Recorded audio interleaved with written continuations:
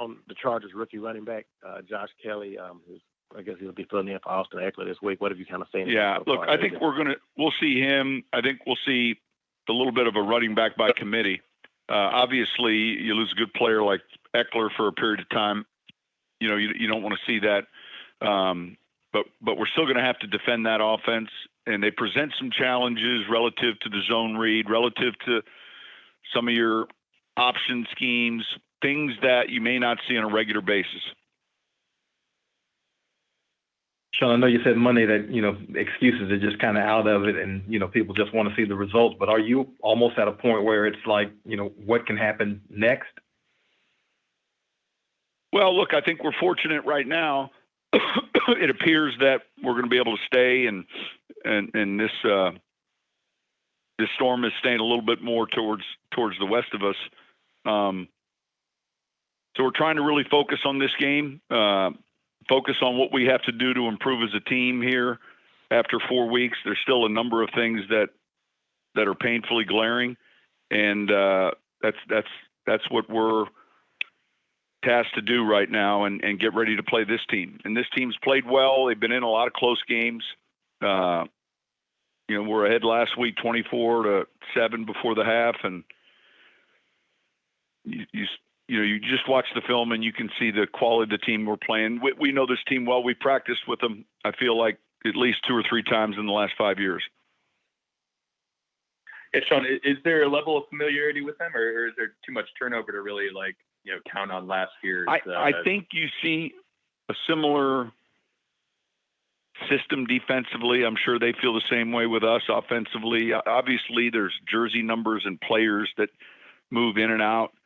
I think there's been some staff change, and yet to some degree that there's nuances I'm sure both teams will be familiar with just from having that exposure during training camp. And it's always been a good exposure. I mean, we compete, practice hard, and yet we never had any issues, and I think I've known Anthony for a long time, and I think he feels the same way. We feel like our teams can practice and get work done without it becoming a sideshow.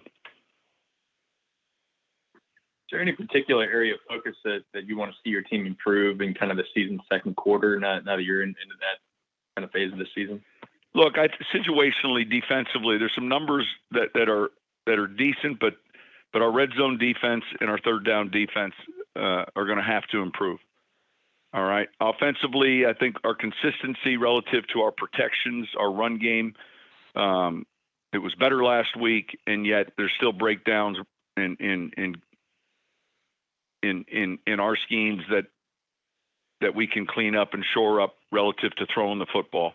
Those would be some specifics. I thought last week we were okay in the kicking game. We almost had a field goal, PAT block, so that's going to resurface, right? That we actually had one blocked, and it was just close enough to where it was still good. Our location and our directional punting has got to be better. We're gonna play teams with other good returners, and that field position we're counting on.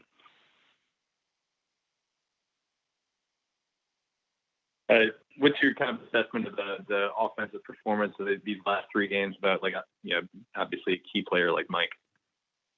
Yeah, it's result oriented, so it's been okay. I was pleased last week with what we were able to do there in the second quarter. I thought our third down numbers were good, and we had good balance. I thought the tempo was good. All of those things helped us, but there's still a lot of details that I think need to be cleaned up a lot. Sean, with Payton playing fewer snaps on special teams, does that have to do with his development at quarterback, or are you guys just trying to keep him healthy? It's strictly the kick. It's the 2 kickoff units. That was something we decided at the beginning of the year. With the tempo, Sean, it seemed like that was probably your best tempo all season against Detroit. Whenever you guys are bringing guys back in the mix, whether it's Mike or Cook, is there like an adjustment there with that actually being kind of harmful for the tempo, or is it just like they slide right back in? Well, look, you don't just slide back in, and we've got a long week here to see where any of these injured guys are. We've got a number of guys on this list.